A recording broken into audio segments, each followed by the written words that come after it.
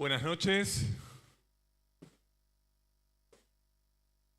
Vamos a arrancar el año con un poco de preguntas. A ver, ¿saben? Volvemos a la anterior. A ver, la imagen anterior. Es la primera, entonces la que sigue. ¿Cuántos continentes hay? A ver, vamos a ver qué es un continente primero. ¿Qué es un continente? Es una gran extensión de tierra limitada por uno o varios océanos. ¿Cuántos continentes hay? A ver. 5, ¿quién más dice? 7, ¿quién más? 6.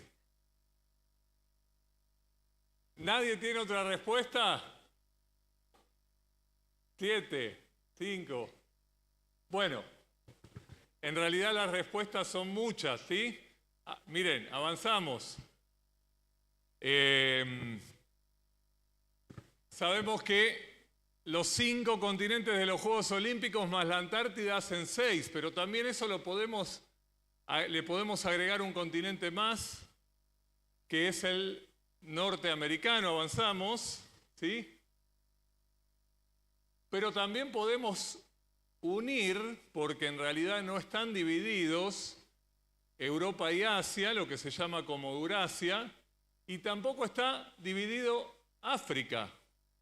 Así que de 7 podemos pasar a 4, porque ahí sería Eurafrasia. Se la conoce y son 4 continentes. Pero si avanzamos y nos guiamos de las placas tectónicas, tenemos 15 continentes. Así que hay varias respuestas, pero vamos a darle ganador. A ver quién había dicho primero. ¿Quién dijo? Ahí Jime, la vamos a dar ganadora. Todas las respuestas son... Vamos a atajar. Atajas, muy bien. Uy, ahí está. Casi rompo todo. Bueno, segunda, ¿sí? Segunda pregunta. ¿Qué mares delimitan la península arábiga? Vamos a ver lo que es una península, ¿sí? Una península es... A ver. Avanzamos.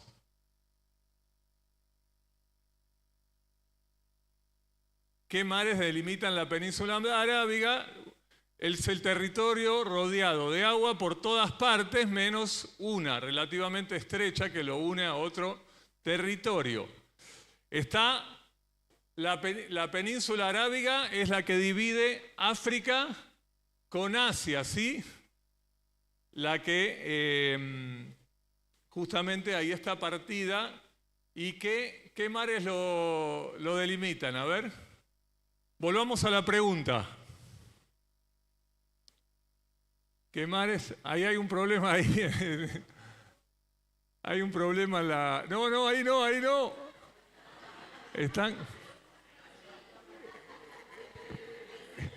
Están complicados los chicos ahí arriba. A ver, ¿algún mar que delimite la península arábiga? Mar Rojo, ¿quién dijo? Betty. Bueno, alcáncenle a Betty, por favor. ¿La alcanzan a Betty? Ahí, a Betty la alcanzan. Bueno, hay varios mares en realidad. Avanzamos, ¿sí? Avanzamos, está ahí el Mar Rojo, el Golfo Pérsico, y hay también ahí está, hay también unos golfos más, que es el Golfo de Omán, el Golfo de Adén, y abajo el Mar Arábigo, ¿sí? Y vamos a la última pregunta, justamente relacionada al Mar Rojo, ¿sí? ¿Por qué se llama Mar Rojo? A ver, vamos a la imagen. Está la imagen ahí, esto de aquí es el Mar Rojo y acá están los golfos. El Golfo de Suez y el Golfo de Aqaba. ¿Por qué? A ver, ¿por qué?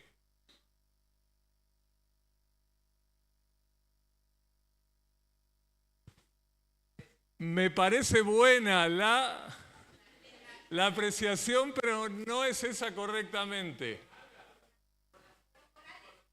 No están buscando en Google, ¿no?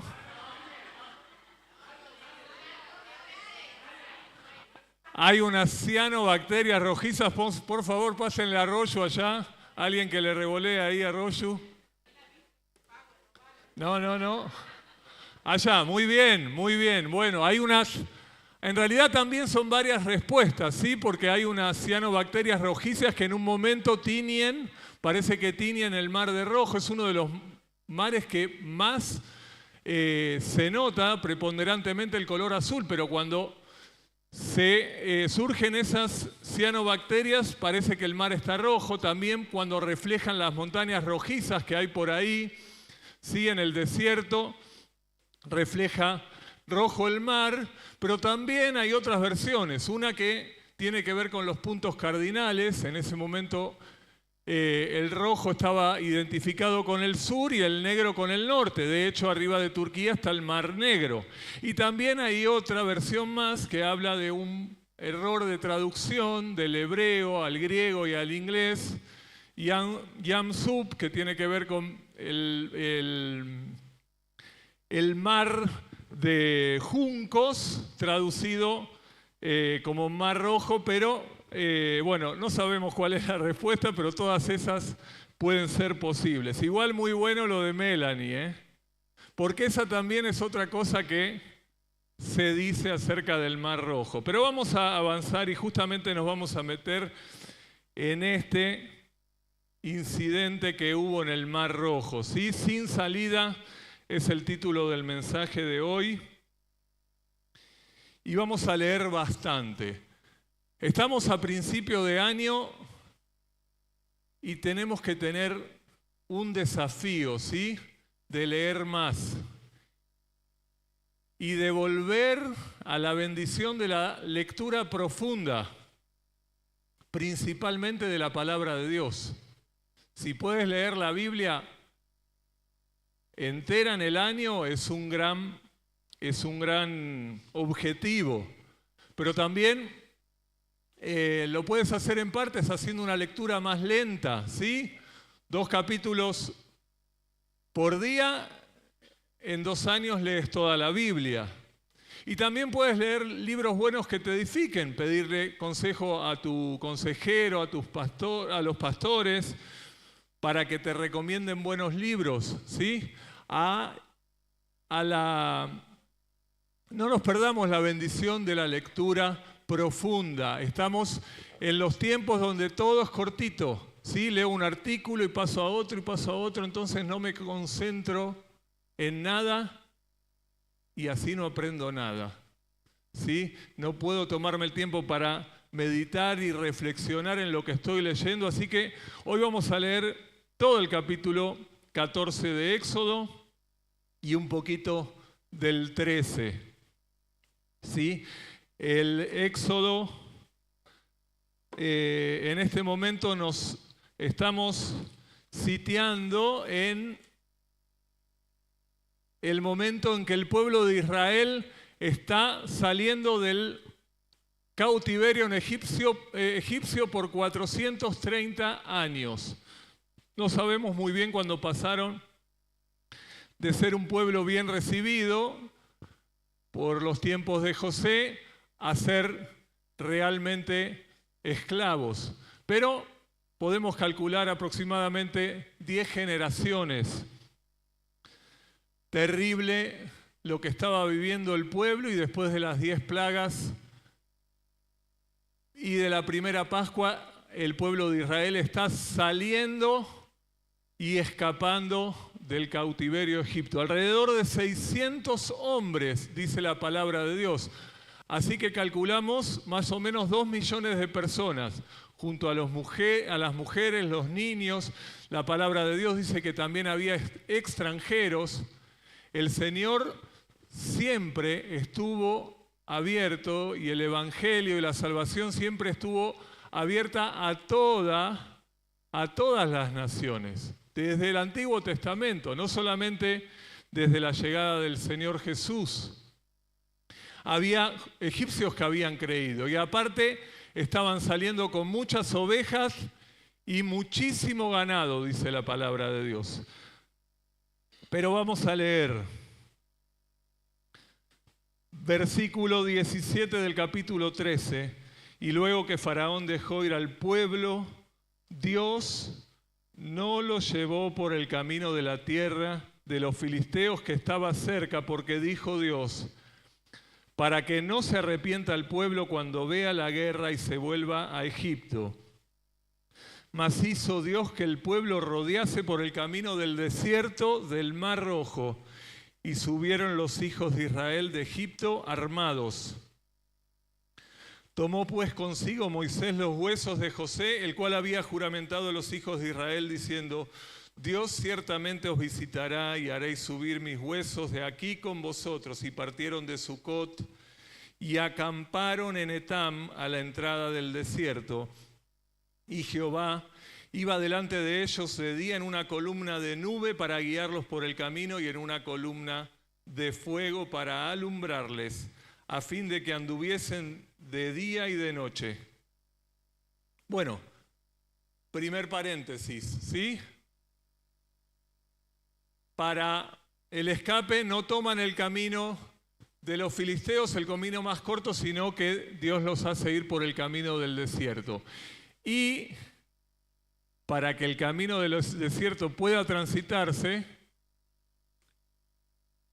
les da una columna de nube para el día. El desierto es algo caluroso, muy caluroso de día, pero también a la noche es sumamente frío. Hay un cambio drástico donde el frío es muy intenso por la noche. Entonces por la noche, columna de fuego para iluminar y para calentar, para que el tránsito del pueblo pueda concretarse. Versículo 1 del capítulo 14. Y Jehová habló a Moisés diciendo, di a los hijos de Israel que den la vuelta y acampen delante de Pija-Jirot, entre Migdol y el mar, hacia Baal-Zephón, delante de él acamparéis junto al mar, porque Faraón dirá de los hijos de Israel, encerrados están en la tierra, el desierto los ha encerrado. Y yo endureceré el corazón de Faraón para que los siga, y seré glorificado en Faraón y en todo su ejército, y sabrán los egipcios que yo soy Jehová. Y ellos lo hicieron así. Bueno, les mandó que acampen, que den la vuelta y que acampen luego del viaje en el desierto frente al mar. Presten atención, seguimos leyendo. Y fue dado aviso al rey de Egipto que el pueblo huía, y el corazón de Faraón y de sus siervos se volvió contra el pueblo y dijeron, ¿cómo hemos hecho esto de haber dejado ir a Israel para que no nos sirva? Y unció su carro y tomó consigo su pueblo y tomó 600 carros escogidos y todos los carros de Egipto y los capitanes sobre ellos. Y endureció Jehová el corazón de Faraón, rey de Egipto, y él siguió a los hijos de Israel, pero los hijos de Israel habían salido con mano poderosa.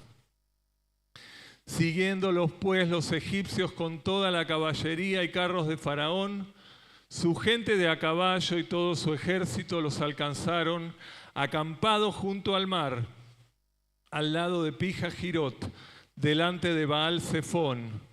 Y cuando Faraón se hubo acercado, los hijos de Israel alzaron sus ojos y he aquí que los hijos venían tras ellos, por lo que los hijos de Israel temieron en gran manera y clamaron a Jehová y dijeron a Moisés, ¿no había sepulcros en Egipto que nos has sacado para que muramos en el desierto? ¿Por qué has hecho así con nosotros que nos has sacado de Egipto? ¿No es esto lo que te hablamos en Egipto? Diciendo, déjanos servir a los egipcios, porque mejor nos fuera servir a los egipcios que morir nosotros en el desierto. Avanzamos. Estaban aquí, a ver, ¿qué pasó? Bueno, ahí en Egipto, ¿sí? Mucha gente creyó hasta hace poco tiempo que atravesaron por ese lugar, que son los lagos amargos, pero no hubo evidencia arqueológica y sí la hubo hace pocos años y se supo que anduvieron por el desierto y se encontraron ahí en una playa que se llama Noweiga. Ahora vamos a ver el plano. Avanzamos, seguimos. Impresionantemente, búsquenlo, si tienen Google Earth mejor o si tienen Google Maps. Es todo el desierto una zona montañosa, intransitable salvo por esos surcos que hay ahí, que pueden ser ríos secos, y se encontraron con una playa. Increíble verlo, mírenlo, búsquenlo. Esa playa puede albergar esos 2 millones de personas y estaban ahí acampando frente al mar, uno de los mares más profundos del mundo. Por lugares llega a tener 3.000 metros de profundidad. Ese es el Golfo de Aqaba, en el Mar Rojo. Y por detrás venía el ejército, que salieron después, pero venían con carros, venían armados, un pueblo preparado para la guerra, mientras un pueblo que había sido siempre esclavo. Y empezaron a decir, otra vez tenemos que morirnos aquí en el desierto. Pero quiero que toquemos 3 puntos en esta noche de hoy. El primer punto es la mansedumbre. Cuando hablamos de mansedumbre no hablamos de arrogancia, no hablamos de contienda y no hablamos de egoísmo, sino que hablamos de apacibilidad, o sea, de tranquilidad, de suavidad, de gentileza. Cuando hablamos de mansedumbre hablamos de... Hay 2 hermanas que tienen la mansedumbre, una es la humildad y la otra es la templanza, el dominio propio, ¿sí?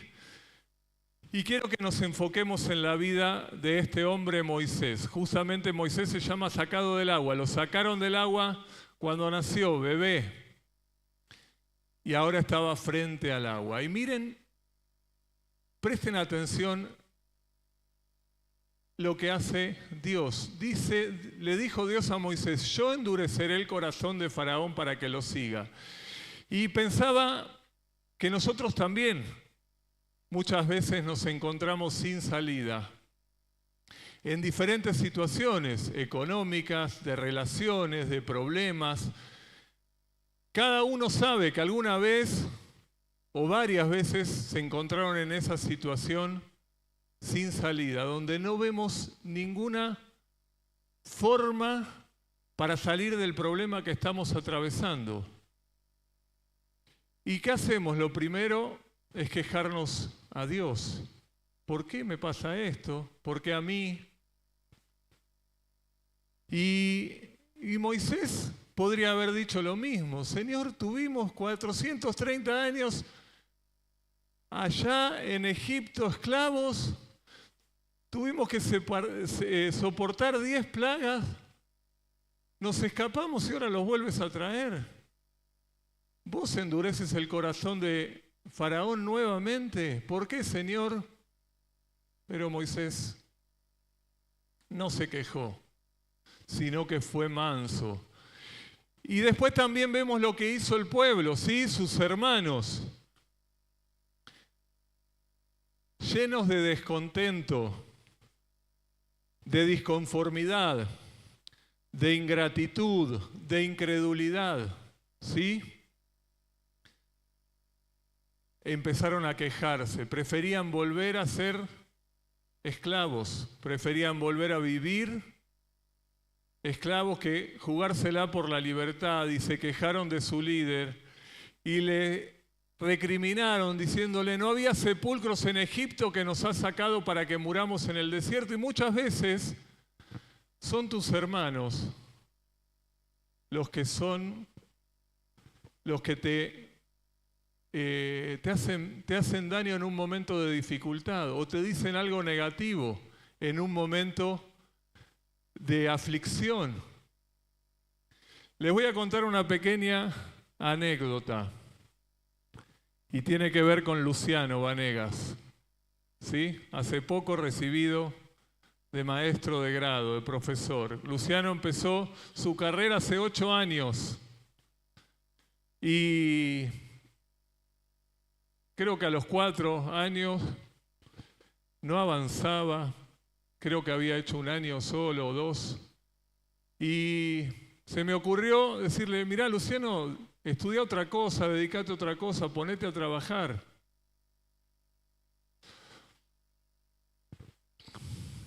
Pero él siguió y hoy es maestro.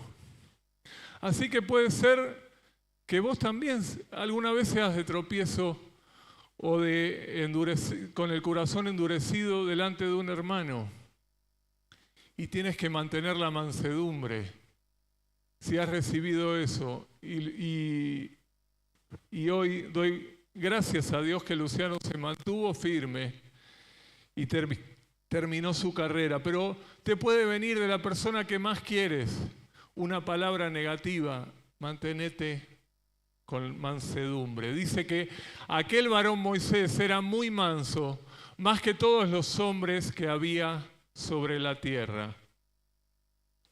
En varios textos, Pablo anima a la iglesia en Colosenses, en Efesios, sean mansos, soportándoos unos a otros, mansos, humildad y mansedumbre. Dijo el Señor, aprendan de mí que soy manso y humilde de corazón. De todo tenemos que aprender del Señor, pero esto lo dijo por algo especial, porque es algo primordial, ¿sí? El Sermón del Monte habla de que dichosos los mansos, bienaventurados los mansos, ¿sí? La mansedumbre es un fruto del Espíritu Santo. Y nuestra vida tiene que tener mansedumbre porque descansa en que Dios tiene el control de todas las cosas. El pueblo de Israel estaba ahí y se mantuvo criticando, disconforme, incrédulo, pero Moisés se mantuvo con mansedumbre porque él estaba seguro de que Dios tiene el control de todas las cosas. Miren lo que dice ese texto. Vamos al versículo. El versículo. Ahí en Crónicas. Primero de Crónicas 29:12 dice: las riquezas y la gloria proceden de ti, tú dominas sobre todo. Y muchas veces decimos la frase, pero no sé si la vivimos o la creemos, ¿sí? Cuando hay algún problema, alguna enfermedad, alguna situación de dificultad y en un momento que te encuentras sin salida, Dios tiene el control. Y Dios lo permitió y mantenete firme porque nuestra mansedumbre descansa en que Dios tiene el control de todas las cosas. Él endureció el corazón de Faraón y Él permitió que los israelitas sean tan ingratos con Moisés, pero Él se mantuvo manso. Avanzamos. Versículos 13 y 14. Y Moisés dijo al pueblo: no temáis, estad firmes y ved la salvación que Jehová hará hoy con vosotros, porque los egipcios que hoy habéis visto, nunca más para siempre los veréis. Jehová peleará por vosotros y vosotros estaréis tranquilos. el segundo punto, el primero la mansedumbre y el segundo fue la fe, ¿sí? La fe es la certeza de lo que se espera y la convicción de lo que no se ve. Moisés no tenía idea de cómo iba a ser Dios para salvarlos. Él no le dijo, voy a abrir el mar. Él lo único que sabía que tenía a los egipcios atrás, el desierto lleno de montañas que no podía escapar por ningún lado y un mar adelante. No había escapatoria, pero él cree y él dice, no temáis, estad firmes y ved la salvación que Jehová hará hoy. Los egipcios que hoy habéis visto, nunca más para siempre lo veréis. Dios le había dicho que esa iba a ser la última vez que vean a los egipcios. Si él lo creía, no tenía idea cómo, pero él confiaba en el Dios verdadero. Jehová peleará por vosotros, ¿sí? El ejército de Israel, como dijimos, los israelitas no eran un pueblo preparado para la batalla, habían sido esclavos toda su vida. Los egipcios sí, pero Dios iba a pelear por ellos. Cuando vamos a la Galería de la Fe, allí en Hebreos, capítulo 11, vemos varios textos que hablan de Moisés. Léanlo todo después en sus casas, 23 al 30. Vamos a leer solamente un versículo. Por la fe dejó a Egipto no temiendo la ira del rey, porque se sostuvo como viendo al invisible. Él se sostuvo como viendo al invisible. Fijó la mirada en Dios, ¿sí? Y todavía no había venido Cristo. Pero él fijó su mirada en Dios. Y nosotros tenemos que hacer esto en el momento que estamos sin salida. Señor, no sé cómo lo vas a hacer, no sé qué vas a inventar, pero tú eres el Todopoderoso. Confío en ti, pongo mi mirada en ti y creo que me vas a sacar de aquí. Te pido que me ayudes para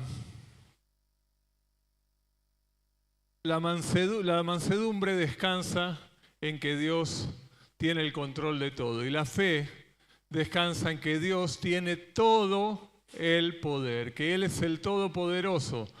Avanzamos. Abraham le había dicho allí en Génesis 17:1, yo soy el Dios Todopoderoso, anda delante de mí y sé perfecto. Yo soy el Dios Todopoderoso, anda delante de mí y sé perfecto. Yo conozco tus obras, dijo Job, todo lo puedes. Yo conozco que todo lo puedes, ¿sí? Y no sé cómo los iba a sacar. Los iba a sacar volando frente a los egipcios, algo iba a hacer. Pero él iba a salir porque él creyó en Dios. Mansedumbre, fe, y avanzamos hasta el final del capítulo.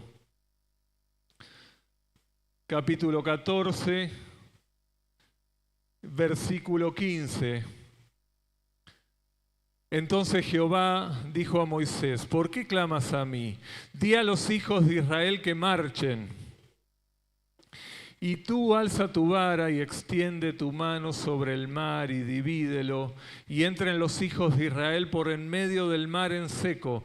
Y he aquí yo endureceré el corazón de los egipcios para que los sigan, y yo me glorificaré en Faraón y en todo su ejército, en sus carros y en su caballería.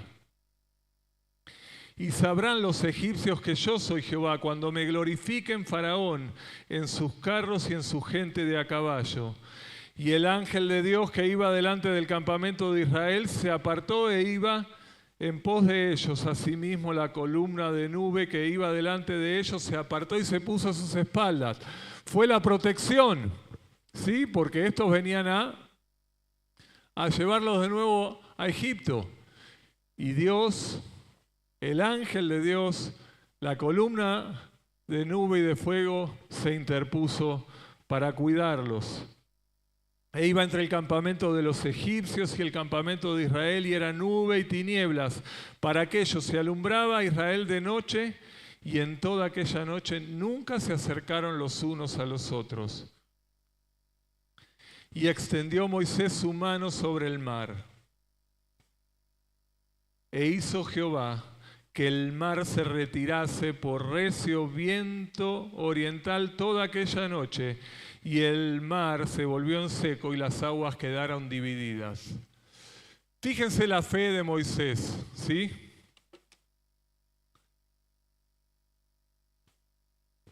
Él fue el que extendió su mano sobre el mar. Y creo que muchas de nuestros problemas en la vida surgen a través de la falta de fe, ¿sí? Porque vivimos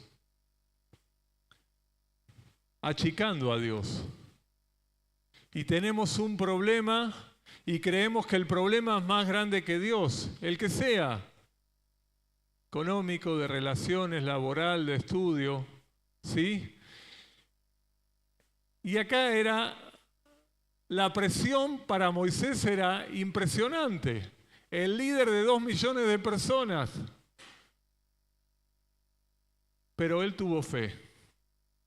Y muchas veces la respuesta de Dios no viene porque pedimos sin fe.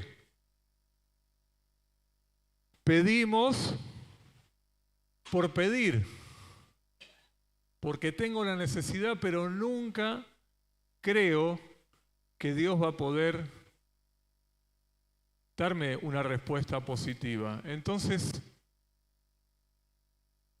ya perdimos la bendición. Y todo lo que pidiereis a mí creyendo lo recibiréis, dice Mateo 21, 22.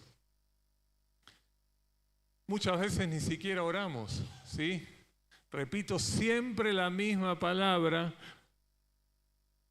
pero creo que el enemigo se encargó de hacer que la oración pase de moda.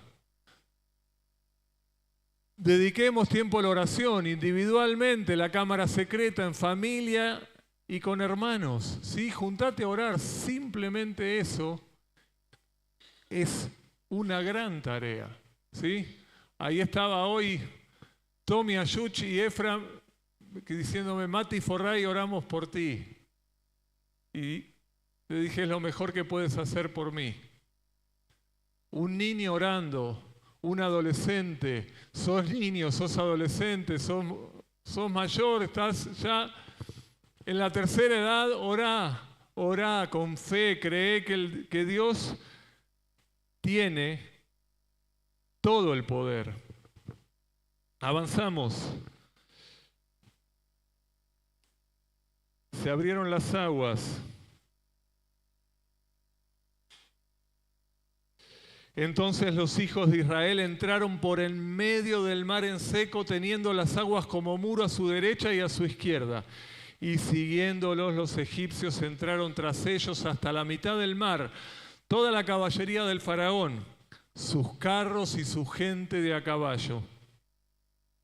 Aconteció a la vigilia de la mañana que Jehová miró el campamento de los egipcios desde la columna de nube y fuego y trastornó el campamento de los egipcios y quitó las ruedas de sus carros y los trastornó gravemente.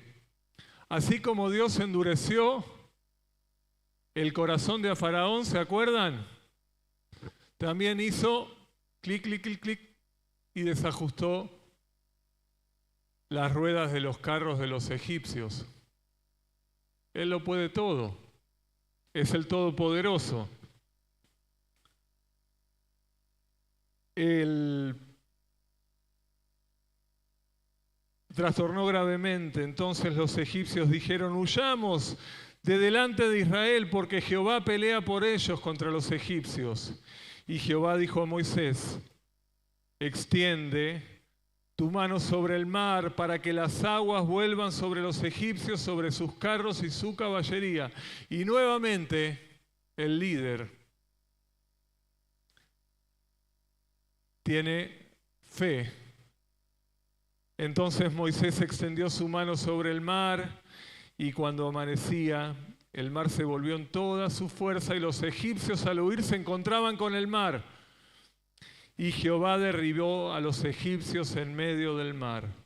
Y volvieron las aguas y cubrieron los carros, la caballería y todo el ejército de Faraón. No había entrado tras ellos en el mar, que había entrado tras ellos en el mar, no quedó de ellos ni uno.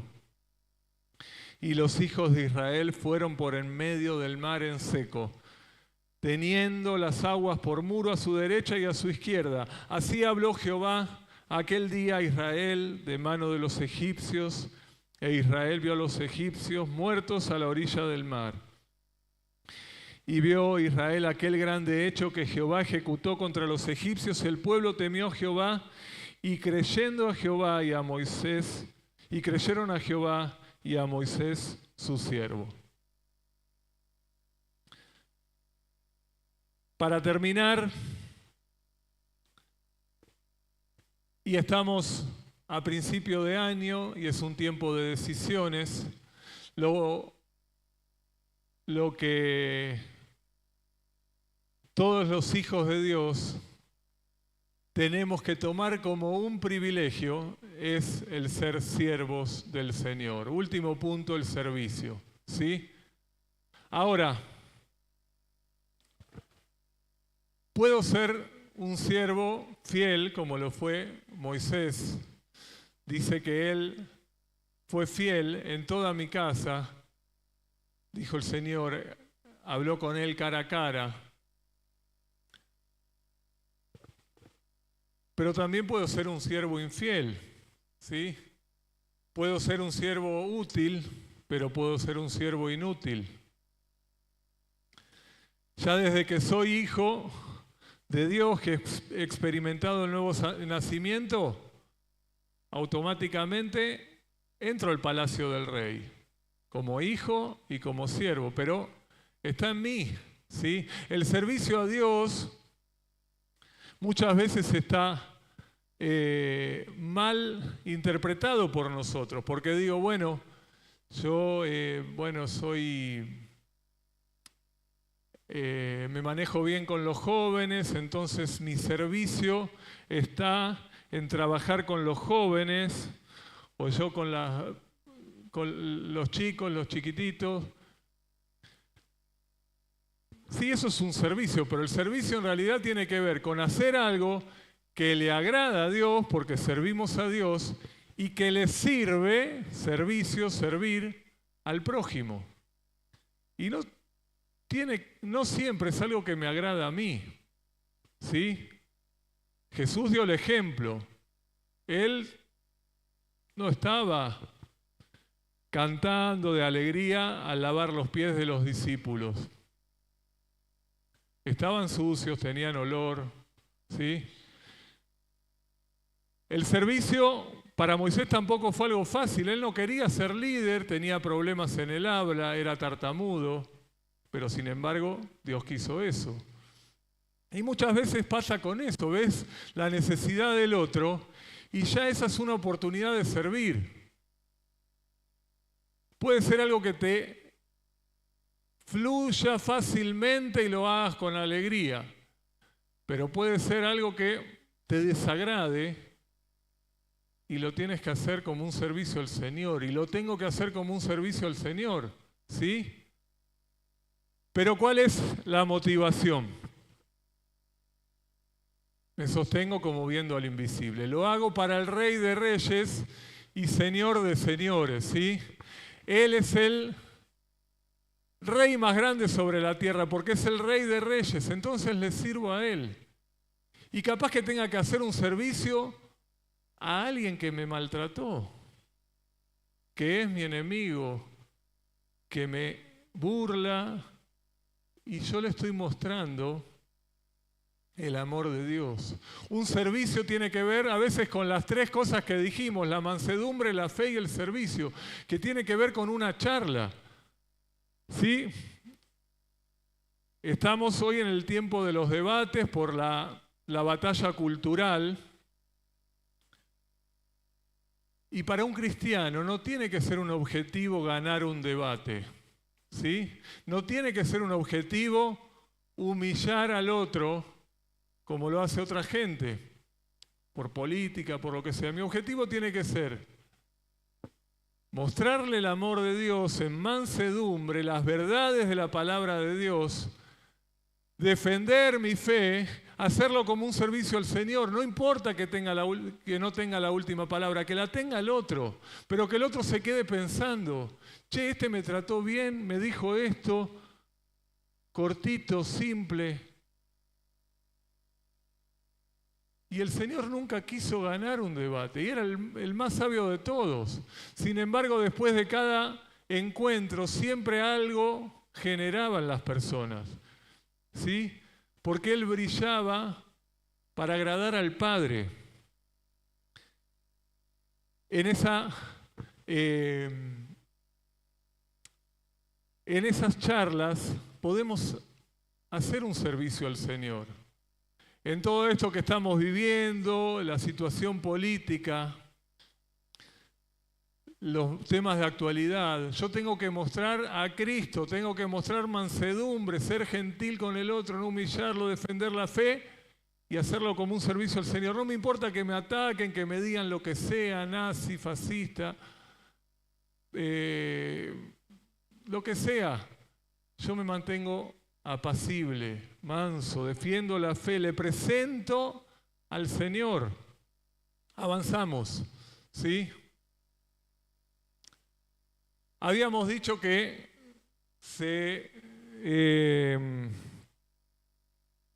por muchos años se había creído que el cruce del Mar Rojo había sido en los lagos amargos,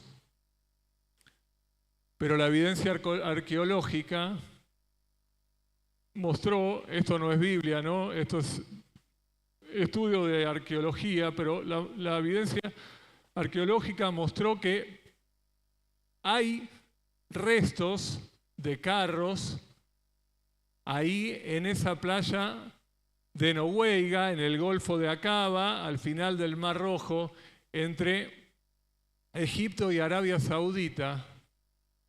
Y miren lo que es ese paso.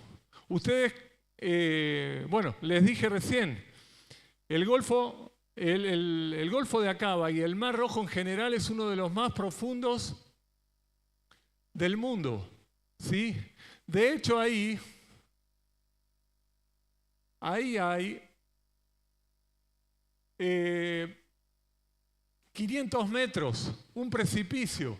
Y ahí hay otros 500 metros, pero aquí, maravillosamente, como es todo lo que hace Dios, hay un puente que está bajo el mar. Y hay un puente que está tipo en tobogán, es perfecto. Que permitió que crucen los niños, que crucen los animales y que crucen 2 millones de personas. El viento para un lado, para el otro.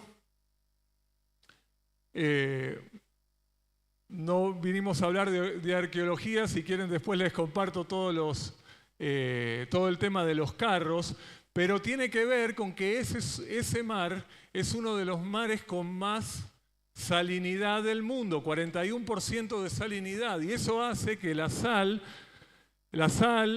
se produzcan los corales y que muchas cosas que caen al mar se petrifiquen y están los restos. ¿Sí? Avanzamos. Ahí hay 17 kilómetros y más allá, por aquí, el monte Sinaí. Lo que quiero que tomemos como desafío, avanzamos, son estas tres cosas, ¿sí? Para mi vida, vivir una vida como la de Moisés. Este hombre que fue 2 veces sacado del agua. Aquella vez cuando nació y aquella vez cuando libertó al pueblo de 430 años de esclavitud. ¿Por qué? Porque fue manso. Se mantuvo confiando en que Dios tenía el control de todo. Nunca se quejó de, otra vez, Señor, ya me aguanté las 10 plagas y otra vez los traes a esto. No, Dios tiene el control. Y los hermanos, ¿sí? Todo el pueblo. ¿Cuánto tenemos que agradecerle a nuestros líderes a veces la mansedumbre? ¿Cuánta paciencia nos tienen? Estaban criticando, disconformes, incrédulos. Y sin embargo él, manso, tranquilo, con fe, podía estar enfrente al mar y con un ejército atrás y lleno de montañas y del desierto, Dios me va a sacar de aquí. Y con un corazón servicial. Señor, si me has querido para esto, veo la necesidad, lo voy a hacer. A veces me agrada, a veces no, pero quiero servirte. Eres el Rey de Reyes y el Señor de Señores. Y me estás dando el privilegio de formar parte de tu reino. Quiero servirte, Señor. Que podamos llevarnos esto para nuestras vidas, para todo este año, pero también hasta que el Señor nos venga a buscar, ¿sí? Y antes, si todavía no has conocido al Señor, si todavía no has experimentado el nuevo nacimiento, quiero que volvamos a la imagen del puente.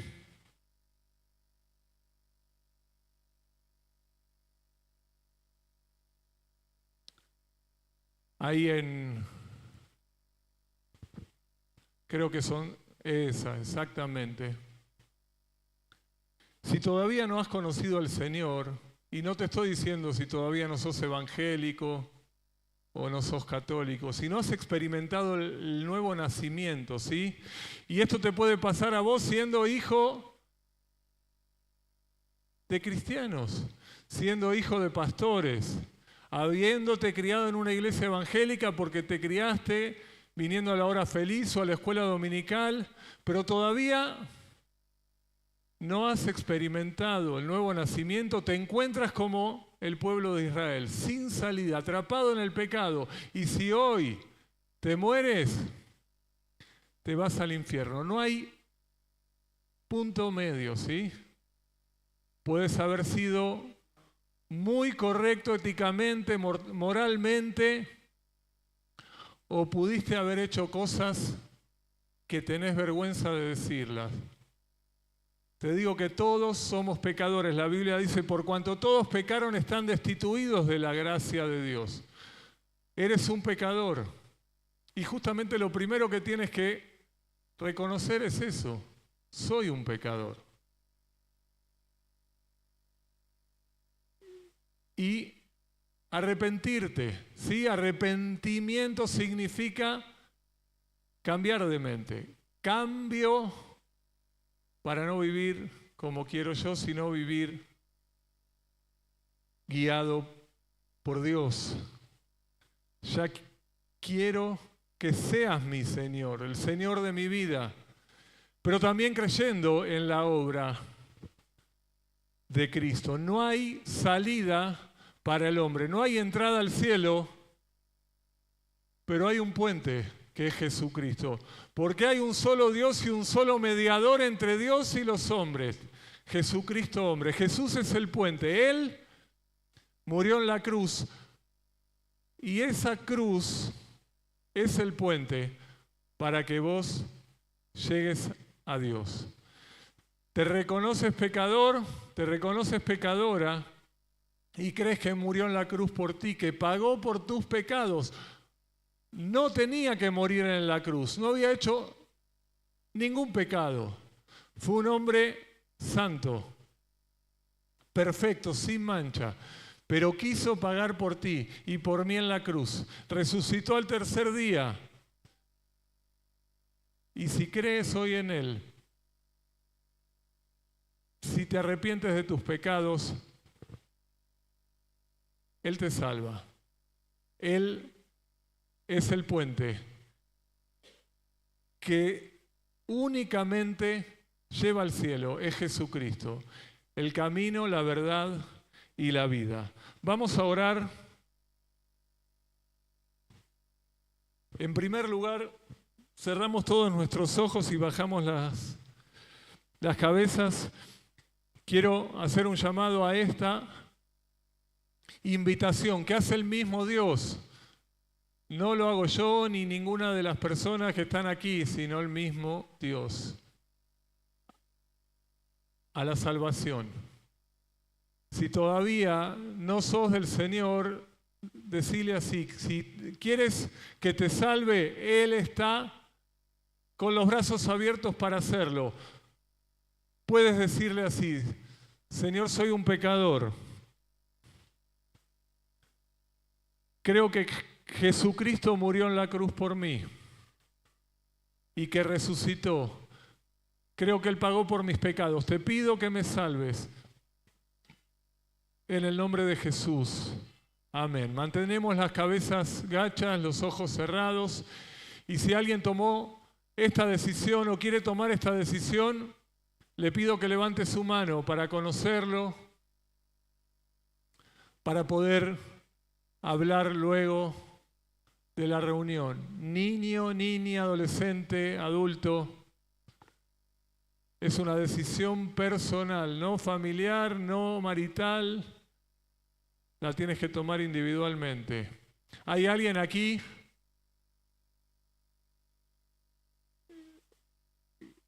que quiera pedirle al Señor que lo salve?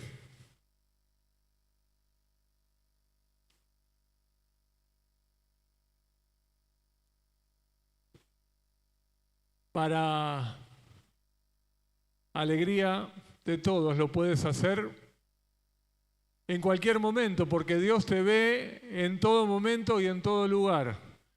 Pero si lo haces ahora, bienvenido sea. No esperes más. Vamos a orar todos ahora pidiéndole al Señor por lo que hemos escuchado. Gracias te damos, Padre, por la obra maravillosa de Cristo en la cruz. Y gracias también por hombres como Moisés.